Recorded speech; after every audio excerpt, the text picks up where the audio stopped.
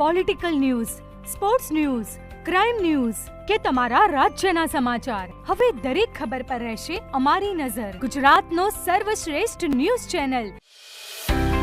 ગુજરાત સરકાર વિજ્ઞાન અને ટેકનોલોજી વિભાગ હેઠળ કાર્યરત ગુજકોસ્ટ દ્વારા સ્થાપિત રિજિયોનલ સાયન્સ સેન્ટર પાટણ ખાતે આજે 21 જૂન 2026ના રોજ પાટણ કલેક્ટર કચેરી દ્વારા આયોજિત 12મા આંતરરાષ્ટ્રીય યોગ દિવસની ઉજવણી સરસ્વતી તાલુકા કક્ષાની ભવ્ય ઉજવણી કરાઈ હતી. આ વર્ષની યોગ દિવસની થીમ સ્વસ્થ વૃદ્ધત્વ માટે યોગ અનુલક્ષીને યોજાયેલા આ કાર્યક્રમમાં સરસ્વતી તાલુકા મામલતદાર કચેરીના સભ્યો, તાલુકા આરોગ્ય અધિકારી ડોક્ટર મિતેશભાઈ પ્રજાપતિ, આરોગ્ય વિભાગના તમામ કર્મચારીઓ, સરસ્વતી તાલુકા પોલીસ વિભાગ તેમજ રિજિયોનલ સાયન્સ સેન્ટરના project director doctor Sumit Shastri સહિત તમામ સભ્યો, વિદ્યાર્થીઓ અને સામાન્ય લોકોએ એમ 200 જેટલા સહભાગીઓએ ભાગ લીધો હતો.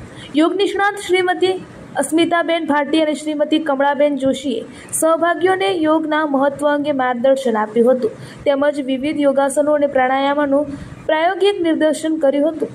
તેમણે નિયમિત યોગા અભ્યાસ દ્વારા શારીરિક અને માનસિક સ્વાસ્થ્ય જાળવવા તેમજ વધતી ઉંમરમાં સ્વસ્થ જીવનશૈલી અપનાવવાના મહત્વ વિશે પણ વિસ્તૃત માહિતી આપી હતી. આ કાર્યક્રમની સાથે ટેકનોલોજીના માધ્યમથી માનનીય પ્રધાનમંત્રી શ્રી નરેન્દ્રભાઈ મોદીજી સાથે યોગ દિવસના કાર્યક્રમનું લાઈવ પ્રસારણ પણ કરવામાં આવ્યું હતું. સહભાગીઓએ યોગ વિશે જાણી અને તેનું પ્રેક્ટિકલ જ્ઞાન મેળવીને ખૂબ ઉત્સાહ અનુભવ્યો હતો. રાષ્ટ્રગાન સાથે યોગ સત્ર પૂર્ણ થયા પછી બધા સહભાગીઓએ લીંબુ શરબત પીરસવામાં આવ્યો હતો. રિપોર્ટર કમલેશ પટેલ, પાટણ.